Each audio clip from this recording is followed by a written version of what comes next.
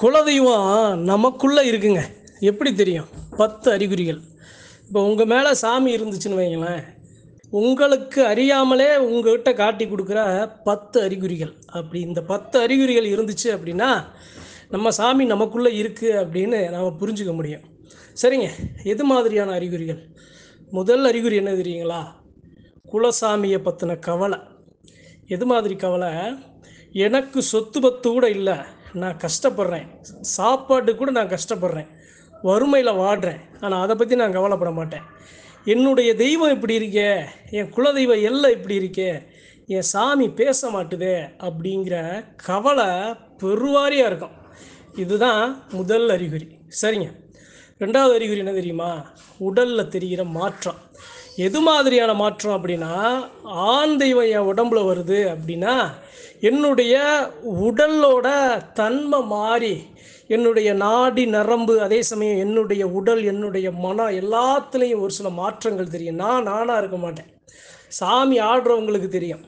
அந்த சாமி ஆடும்போது சாதாரண ஒரு கோழையாக இருந்தாலும் அவனை வீரனாக காட்டி கொடுக்கும். நாடி நரம்புகள் முறுக்கேறும். ஆண் தெய்வமாக இருந்தால் அந்த ஆண் தெய்வத்துக்கு ஏற்ப அவங்களுடைய உடல்நிலை மாறும். பெண் தெய்வமாக இருந்துச்சு அப்படின்னா அந்த பெண் தெய்வத்தோட அந்த சுபாவம் எப்படி சொல்கிறது அப்படின்னா, அருள் வந்து ஒருத்தவங்க குலவை போட்டாங்க அப்படின்னா அந்த குலவை சத்தம் வேறு மாதிரி இருக்கும். இது போன்ற அறிகுறிகள் நம்ம உடம்புல தெரியும். நமக்குள்ள சாமி இருந்துச்சு அப்படின்னா இது ரெண்டாவது அறிகுறி. சரிங்க, மூணாவது அறிகுறி என்ன அப்படின்னா, கனவுல குலசாமி பிறந்த கதை, வளர்ந்த கதை, குலதெய்வத்தோட நிலைமை, இது எல்லாத்தையும் காட்டி கொடுக்கும். குலதெய்வ எல்லையில் என்னென்ன சாமி இருக்குது, என்னென்ன சாமி எப்படி எப்படி நிலையில் இருக்குது, எந்த சாமி நல்லா மேலோங்கி நிற்கிது, எந்த சாமி பேசாமல் இருக்குது, எந்த சாமிக்கு எந்தெந்த குறை இருக்குது, எந்த சாமிக்கு எதெல்லாம் இல்லை, ஆயுதம் இல்லை, ஆபரணம் இல்லை, ஆடை இல்லை, விழா இல்லை, இது போன்ற எல்லாத்தையும் கனவுல காட்டி கொடுக்கும். இது மூணாவது அறிகுறி. சரிங்க, நாலாவது அறிகுறி என்ன தெரியுங்களா? ஏதாவது ஒரு இடத்துல ஒரு தெய்வம் இருந்துச்சு அப்படின்னா அந்த இடத்துக்கு நாம் போனோம் அப்படின்னா நம்ம உடம்புல நம்ம மேலே இருக்கிற இறை சக்தி அந்த இடத்துல இருக்கிற சாமியை உணரும். என் சாமிக்கு அதுக்கு சம்மந்தமே இருக்காது, ஆனால் அந்த இடத்துல ஒரு தெய்வ சக்தி இருக்கும். நான் அங்கே போய் நின்ன உடனே என் உடம்புல மாற்றம் தெரியும். என் உடம்பு ஜிம்மு ஜிம்முன்னு புல்லரிக்கும். எனக்கு ஒரு அழகான ஒரு இன்பமான ஒரு மனநிலை கிடைக்கும். அதே சமயம் அந்த தெய்வம் எந்த நிலையில் இருக்கோ அந்த நிலைக்கு ஏற்ப என்னுடைய மன இன்பமா அல்லது துன்பமா அல்லது கவலையா அல்லது கண்ணீரா, அது போன்ற நிலைகளை என் மேலே என் உடம்புல நான் அறியாமல் அந்த இடத்துல நான் உணருவேன். சரிங்க, இது நாலாவது அறிகுறி. அஞ்சாவது அறிகுறி என்ன தெரியுங்களா?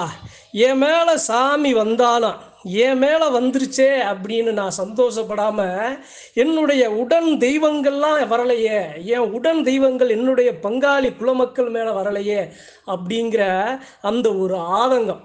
ஒரு 21 தெய்வம் இருக்குது அப்படின்னா தலைமை தெய்வம் வந்துருச்சப்பா, அக்கா வரலை, தங்கை வரலை, தாய் வரலை, மக வரலை, அண்ணன் தம்பி சாமியெல்லாம் வரலை அப்படிங்கிற மாதிரி என் மேலே சாமி பரிபூரணமாக நின்னாலும் அதோடு என்னுடைய இன்பமான மனம் எனக்கு கிடைக்காது. ஏன் அப்படின்னா எல்லா சாமியும் வரலையேங்கிற வருத்தம் எனக்கு நிறைய அதிகம். இது அஞ்சாவது அறிகுறி.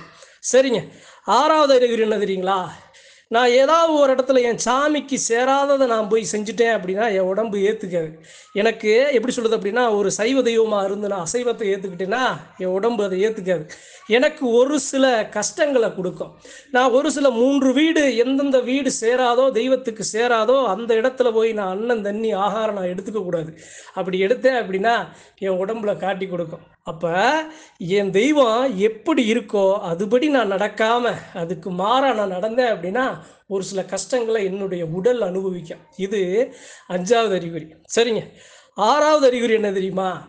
தெய்வம் வந்த உடனே நான் என் மேலே ஒரு சாமி இருந்து என் சாமியை நினச்சி நான் ஒரு யாருக்கு விபூதி போட்டாலும் அந்த சாமி வரும். என் மேலே இருக்கிற சாமி அந்த சாமியை வர வைக்கும்.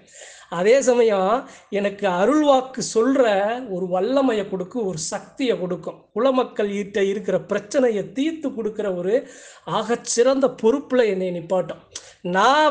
நான் நல்லா இருக்கேன் என் குடும்பத்தோடு, அப்படி இருந்தாலும் என் குலமக்கள் கஷ்டப்படுறாங்க, அந்த கஷ்டத்தை நான் சரி பண்ணி கொடுக்கணுங்கிற ஒரு எண்ணம் நமக்குள்ளே உருவாகும். இது ஆறாவது அறிகுறி. 7வது அறிகுறி என்ன தெரியுங்களா? சத்தியம், உண்மை, நீதி, நேர்மை பக்கம்தான் என்னுடைய தலை சாயும். அதர்மத்துக்கு அதர்மத்தோட பக்கம், அநியாயத்தோட பக்கம் நானு ஒத்து போக மாட்டேன். என்னுடைய உடலும், என்னுடைய உள்ளமும் அது இணங்கி போகாது. எனக்கு என்ன ஒரு அச்சத்தை என்னை எப்படி ஒரு மிரட்டுனாலும் உண்மையான விஷயத்துக்கு தான் நான் கூட நிற்பேன். அதை விட்டுப்புட்டு தேவையில்லாத சத்தியத்தின் மாறான எந்த ஒரு விஷயத்துக்கும் நான் கூட நிற்க மாட்டேன். அதனால் எனக்கு பல பிரச்சனைகள் வந்தாலும், எனக்கு இடையூறுகள் வந்தாலும், தொந்தரவு வந்தாலும், குடும்பத்தில் 1000 பிரச்சனைகள் வந்தாலும், உண்மை என்னவோ சத்தியம் என்னவோ அந்த பக்கம்தான் நான் நிற்பேன். இது 7வது அறிகுறி. சரிங்க.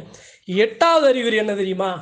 என் குலசாமி எல்லை இருக்குல்ல, ஆதியில் உருவான வரலாறு எப்படி இருந்துச்சோ அதே போல் இப்பையும் என்னுடைய குலதெய்வங்களை நான் என்னுடைய முன்னோர்கள் எப்படி வணங்கினாங்களோ, என் முன்னோர்கள் எப்படி இந்த தெய்வத்தை கொண்டு செலுத்தினாங்களோ அதே மாதிரி அந்த அச்சு அசல் மாறாமல் அந்த தெய்வங்களை இப்பையும் நாம் வழிபடணும்.